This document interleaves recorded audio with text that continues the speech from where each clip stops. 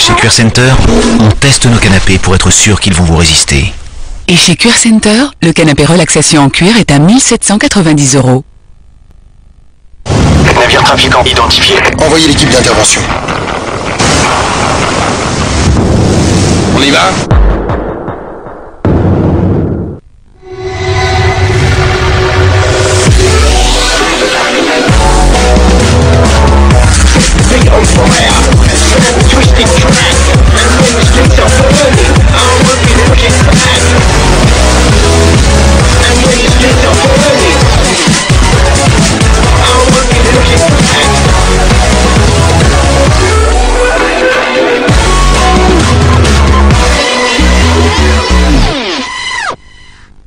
À un moment, on se verrait bien propriétaire, mais on n'est pas toujours sûr d'en avoir les moyens. Et ça, même quand on est deux. Et surtout si on est bientôt trois. Qu'on a des frais. Et qu'on a un apport personnel aussi léger que l'air. Pourtant, toutes les 2 minutes, un futur propriétaire entre au Crédit Agricole. Et ça, c'est parce que nous avons le mode d'emploi pour votre premier achat. Crédit Agricole, banque et assurance.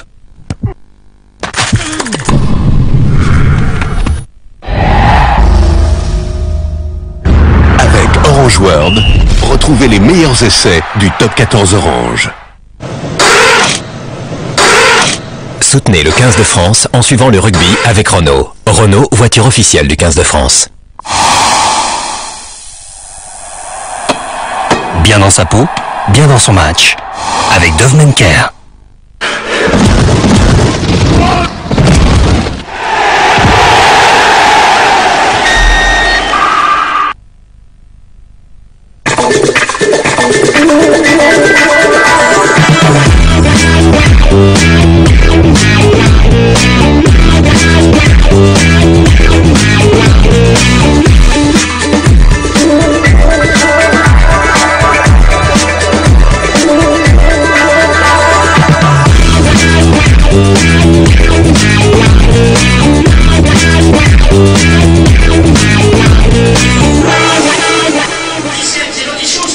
Bonsoir à toutes et à tous, ravi de vous retrouver au Stade Aimé Giral à Perpignan pour le début de la 23e journée du Top 14. L'USAP Perpignan accueille le champion d'Europe en titre Toulouse. Nous sommes en compagnie de Thomas Lombard. Bonsoir Thomas. Bonsoir Philippe, bonsoir à tous. Alors c'est un match évidemment en jeu puisqu'on est à 4 journées de la fin de ce championnat. Perpignan, c'est l'équipe en forme de cette fin de championnat, l'équipe qui vient de réintégrer le top 6 qualificatif pour la phase finale, mais une équipe de Perpignan qui n'a toujours pas le droit à l'erreur. Non, pas le droit à l'erreur parce que les Catalans se sont lancés dans une véritable course contre la montre avec un début de saison qu'ils ont traîné un peu comme un boulet avec des défaites à domicile, notamment contre Montpellier ou un peu plus récemment contre Toulon.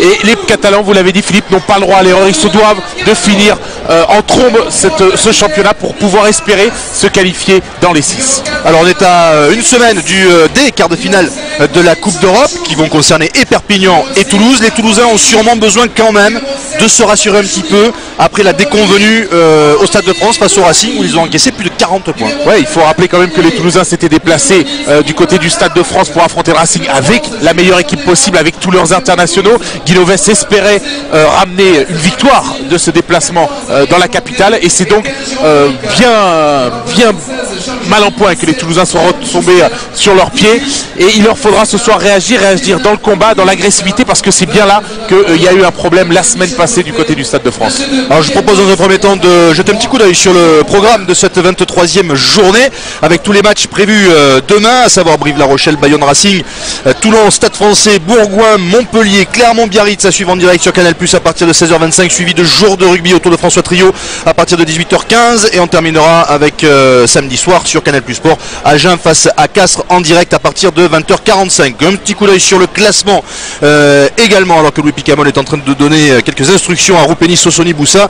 Le classement pour s'apercevoir que l'équipe de Perpignan est donc 6e à présent mais à égalité de points avec Clermont qui pour l'instant si le championnat s'arrêtait là, Clermont ne serait pas qualifié, le champion de France en titre, 7e donc à égalité avec Perpignan. Toulouse est toujours leader de ce championnat, un point d'avance sur le Racing mais surtout 6 points d'avance sur Castres puisqu'on vous rappelle que les 2 premières places sont directement qualificatives pour les demi-finales. Alors on va s'intéresser tout d'abord à cette équipe de Perpignan avec peut-être un regard un petit peu particulier sur la paire de centres qui est composée de Rudy Kudze et de Farid Sid. C'est une paire de centres un petit peu nouvelle.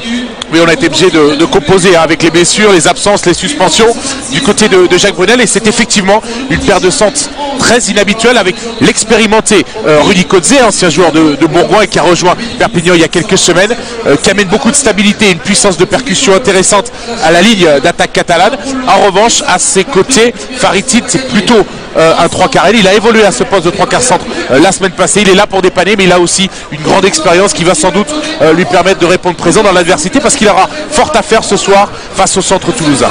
Un petit coup d'œil sur la composition de l'équipe de Perpignan, où il y a 2 changements par rapport au dernier match remporté sur la pelouse de La Rochelle, où ils apparaissent en jaune. C'est Kisipoulou qui rentre en première ligne à la place de Schuster, et Mélé qui sera titulaire au poste de numéro 9 à la place de Florian Cazena. Voilà pour les 2 seuls changements du côté de Perpignan par rapport à la dernière journée de championnat. Du côté de Toulouse, il y a un retour important, celui de Patricio Albacete, une seconde ligne Albacete-Miloš Kluski. C'est solide, c'est finalement la paire de seconde ligne qui aurait dû être titulaire tout au long de la saison, et ils ont peu joué ensemble finalement. Mais ils ont peu joué ensemble parce que Miloš Kluski a été blessé. Il faut aussi reposer Patricio Albacete. Ce sont 2 hommes de base au départ dans le 15 type du Stade Toulousain et de Guinoves. C'est une chose importante pour lui que de les récupérer à ce moment de la saison, parce qu'on va avoir besoin de poutres, de pièces maîtresses dans ce paquet d'avant des Toulousains qui, je le répète, a été mis en grande difficulté la semaine passée. Il y aura donc une réponse et une réaction qui sera attendue ce soir de la part de Guinoves. Et puis un élément dont il faut parler aussi, c'est que ces 2 équipes préparent quand même un quart de finale de Coupe d'Europe, et qu'à une semaine d'un événement aussi important dans la vie d'un club, il convient de se rassurer aussi bien dans la production de son jeu que au niveau des résultats. La composition de l'équipe du Stade toulousain, où là il y a beaucoup de changements par rapport au dernier match perdu sur la pelouse du Racing, enfin sur la pelouse du Stade de France face au Racing.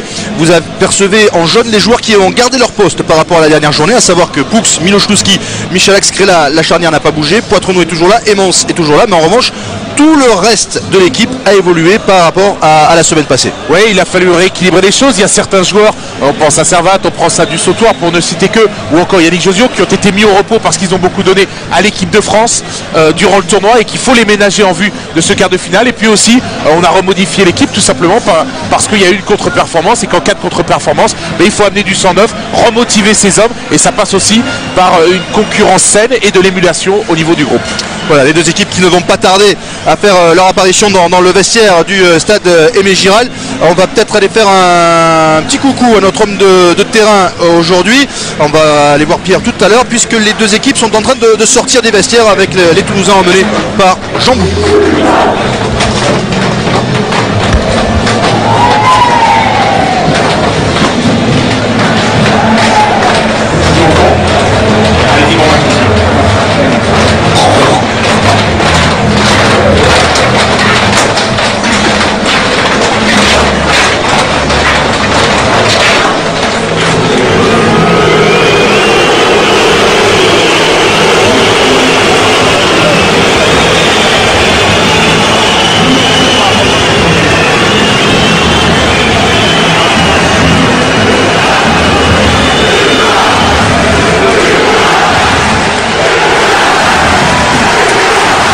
Les 2 équipes qui font leur apparition sur cette pelouse d'Aimé Giral pour cette affiche de la 23e journée du top 14. Perpignan face à Toulouse. Perpignan qui reste sur une série de 5 victoires. Ils n'ont plus perdu depuis le 27 janvier. C'était à Biarritz, battu 23-21. Les Toulousains, eux, restent sur une défaite au Racing. On vous le rappelle, 43-21. À l'extérieur, ils restent même sur 2 défaites, puisqu'ils avaient perdu également à Bayonne 19-13. L'arbitre de la rencontre, c'est monsieur Pascal Gahuzet, qui sera assisté de messieurs David Rosich, messieurs Gourgue, et à la vidéo Laurent Valin. Voilà pour le trio arbitral. Sachez que lors du match aller, Perpignan avait été battu à Toulouse 38-29, et que l'an passé, Perpignan avait battu Toulouse 17-15. 2 petits points d'écart l'an passé lors de la confrontation entre ces 2 clubs, ici même à Aimé Giral.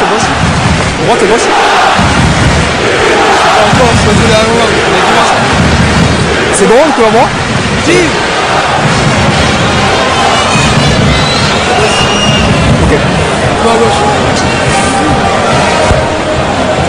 Capitaine Noir. ciel.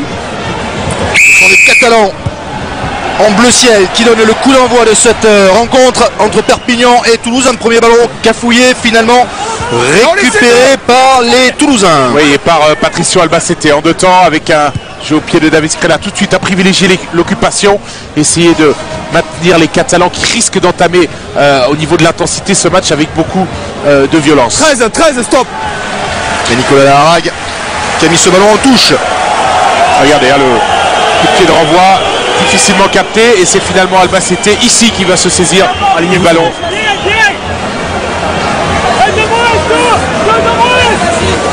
Avec un premier lancé donc pour Virgile Lacombe. Et on a réduit l'alignement à côté toulousain avec des avants placés autour du numéro 10 et notamment le pilier Census Johnston qu'on pourrait utiliser pour créer un premier point d'ancrage dans la défense perpiganaise. Ballon pris par Miloszewski et le ballon pour les Toulousains avec Picamol qui percute, qui se relève, qui avance. Ballon toujours pour les Toulousains, Scrella juste devant la ligne catalane qui est montée très vite. Ballon toujours pour le stade toulousain avec Nicolas qui est plaqué et ça repart dans l'autre sens. Scrella qui attaque la ligne, qui tombe sur Tchalewatchou qui a pu se retourner.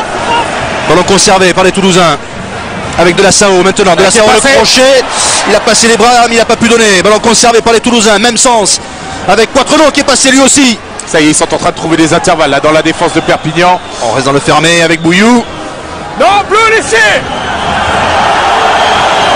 Et le ballon qui sort avec Scrella pour ce Sonny Boussa. Oh, le plaquage terrible de Tuilagi. Aidé par Tchalewatchou.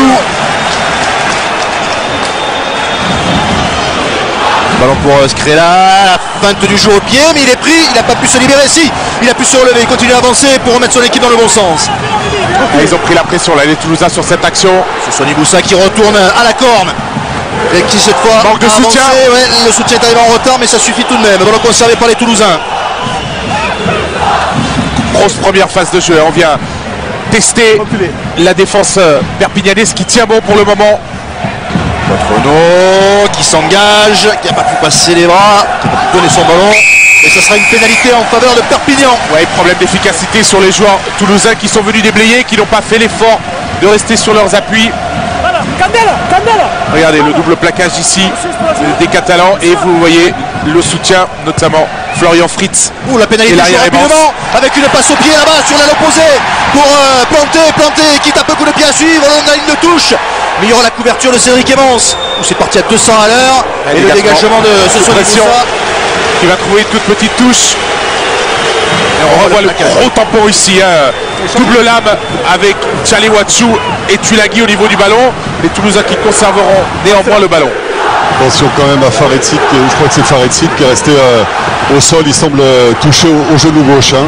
On revoit l'action de Planté qui va poursuivre ce ballon au pied. Il y aura la couverture de Cédric Evans qui transmettra à De La Sao qui dégagera sous pression. La touche intéressante là pour les Catalans, ballon bien pris par Alvarez Kerelis. On essaie de s'organiser là, de structurer ce. Il va devoir sortir Faretsid. Ouais, il peut plus poursuivre cette rencontre Faretsid. Et ça c'est un gros coup dur. Attention pendant ce temps les Catalans qui avancent dans les 22 mètres toulousains. Très bon ballon porté, situation d'avantage pour un ballon écroulé. Il s'est relevé. Guerrero qui va aller dans la lutte et il se fait arracher la balle par Michalak. On va revenir à la pénalité. Il n'y a pas l'avantage. Il est plaqué, il lâche pas le ballon, il le reprend, ok.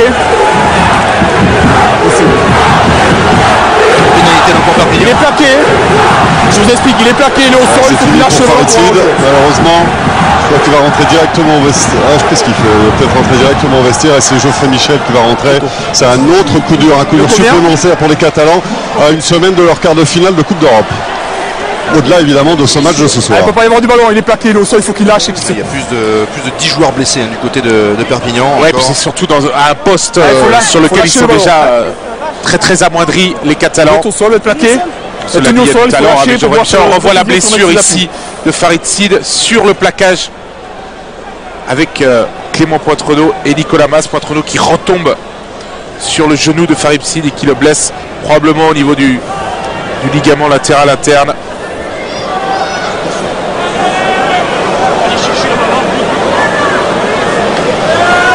Première occasion pour Jérôme Porical d'ouvrir la marque dans ce match.